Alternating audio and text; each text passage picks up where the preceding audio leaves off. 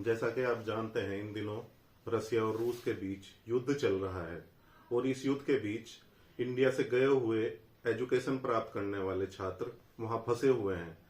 Medical शिक्षा प्राप्त करने वाले छात्रों के परिजन और खुद मेडिकल कर रहे छात्र वहां पे इस वक्त बहुत ज्यादा परेशान हैं और ऐसी स्थिति को देखते हुए उनके परिजन, उनके जानने वाले रिश्तेदार बहुत ज्यादा परेशान हो रहे हैं। तो हम ये जानने की कोशिश करेंगे कि आखिर भारतीय छात्र एजुकेशन लेने के लिए यूक्रेन या रसिया क्यों जाते हैं। इस बीच हमारे साथ मौजूद हैं वरिष्ठ पत्रकार आस मोहम्मद कैफ। ये आपको डीपली बताएंगे कि क्यों आखिर इंडिया के छात्र रसिया या यूक्रेन जाते हैं मेडिकल की शिक्षा प्राप्त करने के लिए। धन्यवाद आफ्ताब साहब, आपका बहुत बहुत शुक्रिया कि आपने अवसर दिया है बात कहने का। तो देखिए, मैं ये बताना चाहता हूँ आपको कि पहले तो अभी पूरी दुनिया को पता चल गया है कि रसिया और यूक्रेन की लड़ाई के बीच में बहुत सारे लोग जो हैं वो फंस गए हैं और इंडिया के 20,000 छात्र वहाँ फंस गए हैं।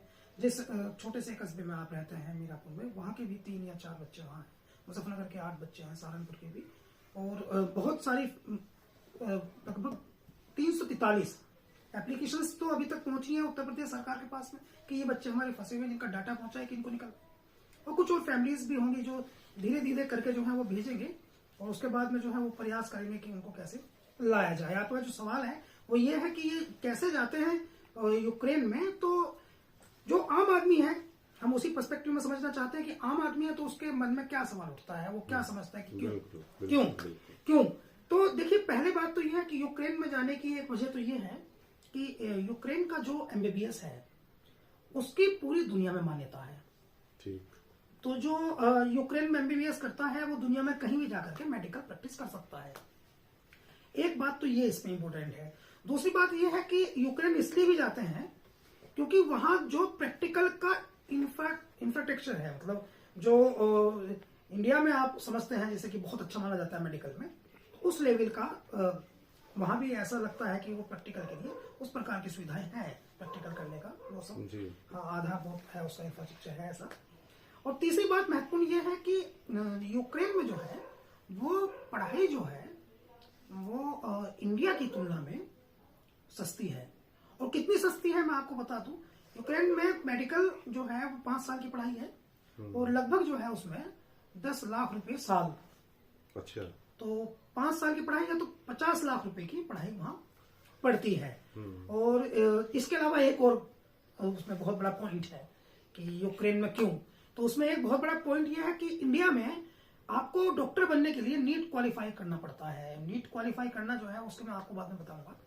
नीट क्वालिफाई करना पड़ता है और यूक्रेन में आपको इस प्रकार का कोई एंट्रेंस नहीं देना है। तो एक ये भी इसका कारण है। और अब हम इसको हम थोड़ा अलग तरह से समझते हैं। जो सबसे पहली वाली बात है वो ये है कि यूक्रेन के जो एमबीबीएस है उसकी मान्यता पूरी दुनिया में है।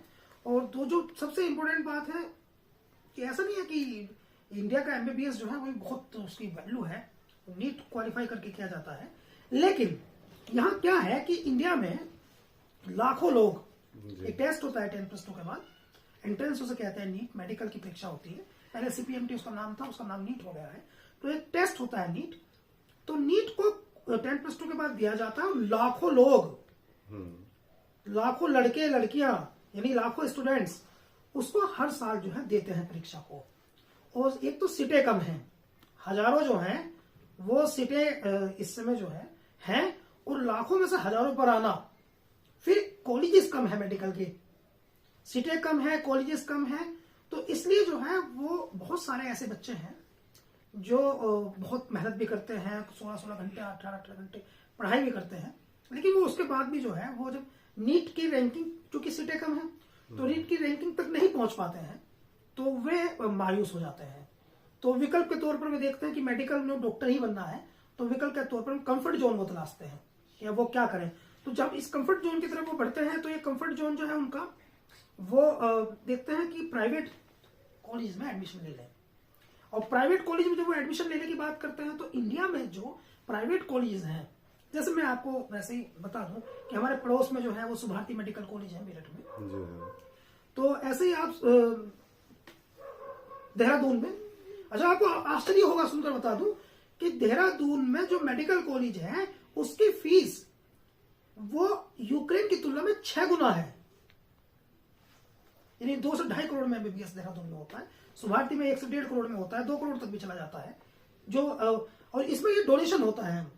कई जगह नंबर 1 में पैसा लेते हैं और कई जगह जो है वो, जैसे बच्चे इल्जाम लगाते हैं, आरोप लगाते हैं कि कई जगह जो है वो डोनेशन रिश्वत के तौर पर चलता है या दूसरे मत से चलता है या उसका बैकडोर कुछ है। तो चूंकि यहाँ पढ़ाई महंगी है तो इसलिए यूक्रेन, एक पूरी दुनिया मान्यता है, एक रीजन ये हो गया। दूसरा, पढ़ाई सस्ती हो गई, ये रीजन हो गया। तीसरा, प्रैक्टिकल का जो इंफ्रास्ट्रक्चर है वो इंफ्रास्ट्रक्चर बहुत अच्छा है, वो इंडिया जैसा है। तो ये 2-3 चीजें जो है वो वहां उनको खींचती हैं। तो इसलिए लोग जाते हैं वहां यूक्रेन में करने के लिए। और फिर एक चार्म भी होता है, अच्छा कंट्री है, साफ सुथरा कंट्री है, बढ़िया है।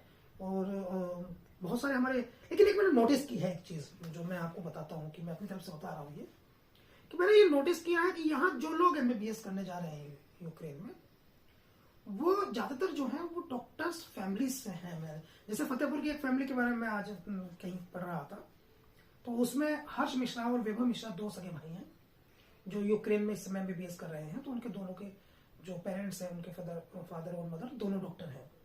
सहारनपुर में एक लड़के के बारे में पढ़ रहा था तो उनके फादर डॉक्टर है। मेरठ की भी एक फैमिली थी तो उनकी मदर डॉक्टर है। तो ये नोटिस करने वाली बात है कि वो जा रहे हैं। हालांकि दूसरे मुद्दों पर भी बात हो सकती है, लेकिन फिलहाल की स्थिति यह है कि जो यूक्रेन में जाके पढ़ाई कर रहे हैं वो सस्ती पढ़ाई और दुनिया भर में मान्यता। ये अलग बात है कि वो योग्यता उस स्तर की है या नहीं है, ये अलग बहस का विषय है। इंडिया में अगर हम बात करेंगे कि भाई हमारा एमबीबीएस उनके सामने टिकता है या नहीं, या उनका एमबीबीएस हमारे सामने टिकता है या नहीं, तो ये अलग डिस्कशन का मैटर है। फिलहाल की स्थिति ये है, आपका सवाल ये है कि वहां क्यों जाते हैं। तो मैं समझता हूँ कि वहां इसलिए जा रहे हैं कि ये सब चीजें जो है हमको सपोर्ट कर रही हैं। और अगर अब सरकार को लगता है, जैसे अभी एक मुद्दा अभी एकदम से चर्चा में आया, मान लीजिए रशिया और यूक्रेन की लड़ाई ना होती, दोनों देश के बीच में युद्ध ना होता, तो आप ये सवाल ना करते, बिल्कुल, और इतना बड़ा मुद्दा ये बात ना बनती। आज जो हमारा इंडिया का नेशनल मीडिया जो है वो पूरा दिखा रहा है टीवी पर, अब इस पर डिस्कस भी हो रहा है, तो इसलिए हो रहा है क्योंकि वहां वार हो गई, और वार ना होती तो इस बात पर अब सवाल उठ रहा है कि क्या इंडिया में एजुकेशन, कुछ लोग नहीं जानते हैं, तो कुछ लोगों के मन में सवाल यह है कि क्या हमारा मेडिकल की एजुकेशन अच्छी नहीं है। कुछ लोग ये पूछते हैं यार वहां क्यों, उनके में क्या स्पेशल है, जबकि हकीकत यह है आफ्ताब साहब, ये बहुत बड़ा सत्य मैं आपके सामने प्रस्तुत कर रहा हूं कि भारत का जो एमबीबीएस है वो यूक्रेन की तुलना में बेटर है। भारत की जो पढ़ाई है वो अच्छी है। भारत का जो स्ट्रक्चर है, जो प्रैक्टिकली स्ट्रक्चर है, वो यूक्रेन से बेटर है। मेरे खुद के अनुभव कहते हैं कि इंडिया के एमबीबीएस या इंडिया का जो डॉक्टर पढ़ाई करके बना है, जो क्वालिफाइड डॉक्टर हुआ है, योग्यता से अपने बना है, उसका अनुभव, उनका काम करने का तरीका और पेशेंट्स को उनको हैंडल करने का तरीका, वो यूक्रेन के डॉक्टर की तुलना में थोड़ा सा बेटर होता है। ये प्रैक्टिकल है इवन। तो यानी पढ़ाई तो वहां की तुलना में, आप समझ लीजिए गांव की भाषा में बोलते हैं 19-20, यानी पढ़ाई तो उनकी तुलना में खराब नहीं है, पढ़ाई तो उनसे बेटर है, महंगी है। समस्या यह है कि महंगी है। और एक वहां एडमिशन लेने के लिए कोई टेस्ट नहीं देना पड़ता। ठीक, यहाँ टेस्ट पर जो है वो लाखों बच्चे टेस्ट देते हैं, जब हजारों का नंबर आता है। किसी स्कूल में 100 सीटें हैं, किसी में 150 सीटें हैं, किसी में 500 सीटें हैं, फिर उसमें भी बहुत मारामारी है। जैसे मौलाना अबुल कलाम आजाद मेडिकल कॉलेज है दिल्ली का, टॉप का कॉलेज है, तो टॉप रैंकर तो वहां शिफ्ट हो जाते हैं। King George medical college KGMC से कहते हैं, वो लखनऊ का है, उसमें टॉप में आता है, वो भी यूपी के टॉप में आता है। और फिर इस पे बहुत रैंकिंग का भी, तो कहाँ से आया है डॉक्टर, कितना पहुंचा, एम्स, अगर एम्स है तो अलग ही उसका, चंडीगढ़ एम्स, PGI उनका भी अलग ही, वहां लोग जाते हैं, उनका भी अलग एग्जाम होता है क्योंकि वो आगे का एग्जाम है। लेकिन फिलहाल की स्थिति ये है, जो मैं आपको बता दूं, और एक अलग सब्जेक्ट है, लेकिन फिलहाल की स्थिति ये है कि लोग जाते हैं यूक्रेन में इसलिए क्योंकि कंफर्ट जोन है वहां। तो मैं समझता हूँ कि अब ये समस्या सबके सामने आ गई, पेरेंट्स भी बोलने लगे, तो भारत की सरकार को भी थोड़ा सा इसमें अपना, जैसे प्रधानमंत्री जी को ये नोटिस करना चाहिए कि जो प्राइवेट स्कूल है और जहां बहुत ज्यादा फीस ले जा रही है एमबीबीएस की, तो वहां इस तरह का कोई विकल्प जो है वो पैदा किया जाए कि सब्सिडी का कोई विकल्प हो या किसी प्रकार का कोई विकल्प ऐसा पैदा किया जाए, कुछ भी जो काबिल लोग हैं मैनेजमेंट के प्रबंधन के लोग हैं, मेडिकल के प्रबंधन के लोग हैं, सरकार के प्रबंधन के लोग हैं, वो इस तरह का कोई विकल्प लेके आए कि यूक्रेन ना जाना पड़े और पढ़ाई जो है वो इनको मेडिकल की पढ़ाई यही सस्ती पढ़ाई इंडिया में ही मिल जाए। बहुत बढ़िया बात। जी। तो हम बात कर रहे थे आस मोहम्मद कैफ से। आगे भी हम आपको ऐसे ही मिलाते रहेंगे किसी न किसी बड़ी हस्ती के साथ। देखते रहिए स्टार न्यूज़ नेशन।